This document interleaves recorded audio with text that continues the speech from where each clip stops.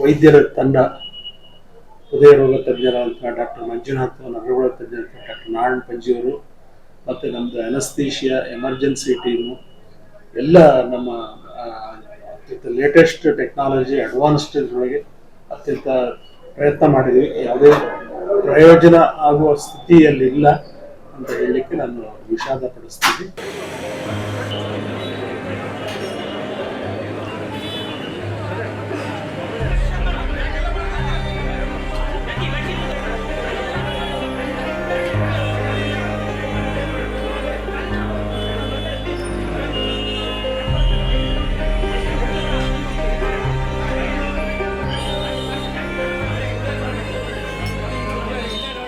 ಭಾನುಪ್ರಕಾಶ್ ಅವರು massive heart ಅಟ್ಯಾಕಿಂದ ಹಾಸ್ಪಿಟಲ್ಗೆ ಬಂದರು. ಕಾರ್ಡಿಯಕ್ ಅರೆಸ್ಟ್ ಆಗಿಬಿಟ್ಟಿತ್ತು ಅವರು. ಆಲ್ಮೋಸ್ಟ್ ಕಾರ್ಡಿಯಕ್ ಆಕ್ಟಿವಿಟಿನೇ ಏನೂ ಇರಲಿಲ್ಲ ಬಂದಾಗ.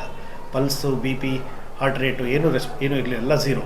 ಈವನ್ ಎಕೋಕಾರ್ಡಿಯೋಗ್ರಫಿ ಮಾಡಿ ನೋಡಿದ್ರೆ ಕಾರ್ಡಿಯಕ್ ಕಾಂಟ್ರಾಕ್ಷನ್ ಕೂಡ ಏನು ಇರಲಿಲ್ಲ.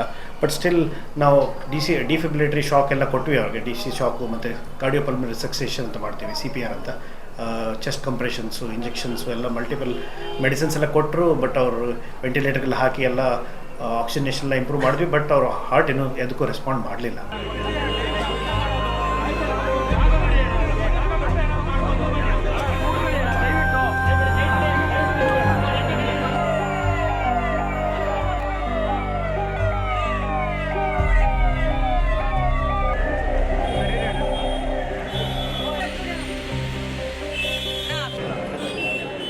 ಅವರು ಅತ್ಯಂತ ಹಿರಿಯರು, ಅವರಿಗೆ ಈ ಥರ ಆಗಬಾರ್ದಾಗಿತ್ತು. ಆದರೂ ಸಹಿತ ನಮ್ಮ ಪ್ರಯತ್ನ ಎಲ್ಲ ಮಾಡಿದ್ದೇವೆ. ಅವರು ಬಂದಾಗ ಆಲ್ಮೋಸ್ಟ್ ಪಲ್ಸ್ ಇರಲಿಲ್ಲ, ಅಂದರೆ ನಾಡಿ ಬಡಿತ ಇರಲಿಲ್ಲ, ಹೃದಯದ ಮಿಡಿತನೂ ಇರಲಿಲ್ಲ. ಹಾಗಾಗಿ ನಮ್ಮ ಎಮರ್ಜೆನ್ಸಿ ಮೆಡಿಸಿನ್ ಡಿಪಾರ್ಟ್ಮೆಂಟ್ನವರು ತಕ್ಷಣ ಅವರಿಗೆ CPR ಅಂತ ಹೇಳ್ತೀವಿ, ಅಂದರೆ ಕಾರ್ಡಿಯೋಪಲ್ಮನರಿ ರಿಸಸಿಟೇಷನ್ ಅಂತ ಮಾಡಿದ್ದೀವಿ. ಆಲ್ಮೋಸ್ಟ್ ಅರ್ಧ ಗಂಟೆ ಅವರಿಗೆ ವೆಂಟಿಲೇಟರ್ ಹಾಕಿಬಿಟ್ಟು ಅವ್ರಿಗೆ ಹೃದಯನ ಮತ್ತೆ ಮಿಡಿಲಿಕ್ಕೆ ಪ್ರಯತ್ನ ಮಾಡಿದ್ದೀವಿ. ಆದರೂ ಸಹಿತ ನಾವೆಲ್ಲ ಕೊಟ್ಟಂತಹ ಚಿಕಿತ್ಸೆಗೆ ಅವರು ಸ್ಪಂದಿಸಲಿಲ್ಲ ಅಂತ ಹೇಳಿಕೆ ವಿಷಾದ ವ್ಯಕ್ತಪಡ್ತೇವೆ.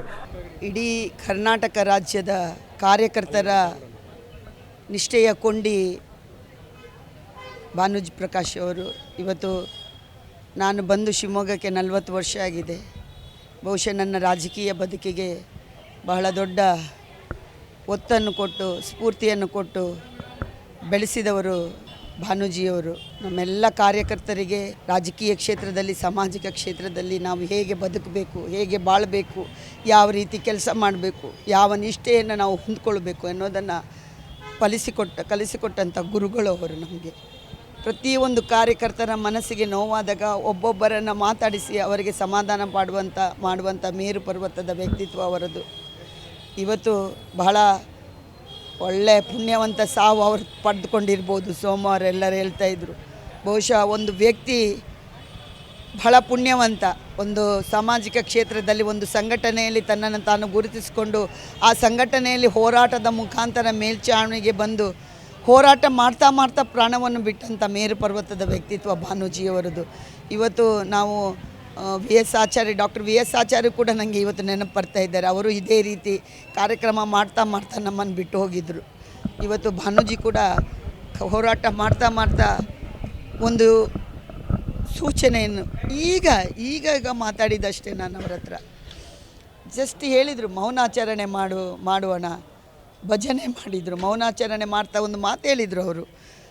ಯಾವಾಗಲೂ 1 ಸೆಕೆಂಡ್ 1 ನಿಮಿಷ ಮೌನಾಚರಣೆ ಮಾಡಬೇಕು. ನಾವು ಅರ್ಧ ನಿಮಿಷ ಮಾತ್ರ ಮಾಡೋಣ.